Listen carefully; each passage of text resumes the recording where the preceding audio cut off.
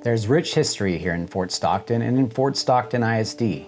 History the district intends to honor and retain for many generations to come. As a member of our community, we want to share with you information about the 2019 bond election on November 5th and how this bond proposal impacts every student, parent, teacher, and community member. Every project proposed in the 2019 bond package will address safety and security. A substantial portion of the bond would go towards construction of a new intermediate school.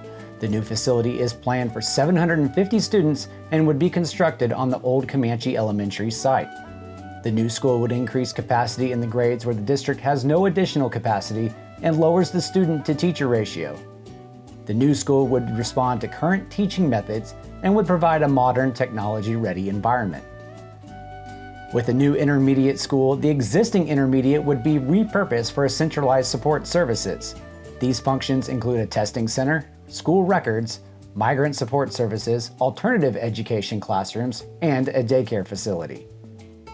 Both elementary schools would receive work as part of the package. Apache Elementary's front entry would be renovated into a secure visitor vestibule with controlled access. A new wing was added to Apache in 2009, but no work was done to renovate the original 1960s construction. This bond would renovate hallways, classrooms, and restrooms in the original building. Alamo Elementary would also receive a secure visitor entry. Modifications to the music room and library are planned, as is flooring replacement in the classrooms. The middle school would receive security improvements and ADA modifications on the site. Furthermore, the original bleachers in both gymnasiums would be replaced. Work proposed at the high school addresses new educational programs and also renovations and replacements of the oldest buildings on campus. As part of the proposal, the district would add a building for a construction trades program to provide certifications in plumbing, HVAC, and electrical. These programs are consistent with the district's goal for career readiness. Space is also planned for a medical technology lab to allow programs like pharmacy technology, emergency medical technician, and certified nursing assistant. The existing field house would also be replaced with new construction, providing football and track with equivalent facilities available to FSISD's other sports. The old field house will be repurposed for visiting teams. Inside the high school, the existing library will be modernized to provide collaborative research and group study work areas. Renovations proposed in the auditorium include replacement of stage curtains and rigging, carpeting, and new finishes in locker areas, with the goal to improve safety, community accessibility, and one-act play preparation. Under the proposed plan, 4 additional duplexes would be constructed for teachers to help the district recruit and retain professional educators.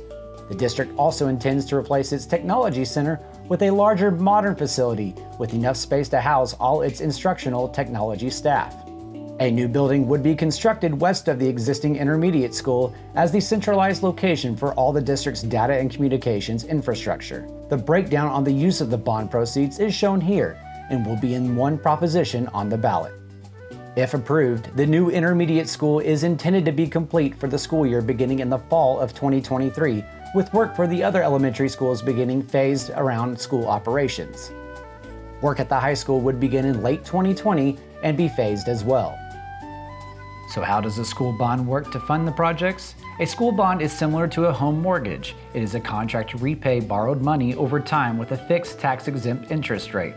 Because Texas school districts qualify for the state's permanent school fund guarantee, Fort Stockton ISD would qualify for a AAA rating, meaning it can receive the lowest available rates at the time of issuance. School districts with voted bonds levy a debt service tax rate against the taxable property in the district, composed from many different sources like homes, commercial property, oil and natural gas, and other special property.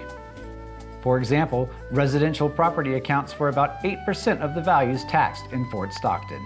So what is the impact to the taxpayers if the bond proposition passes? The district would increase the debt service tax rate at a total of 6.6 cents per $100 valuation. This increase will be phased in over 5 years.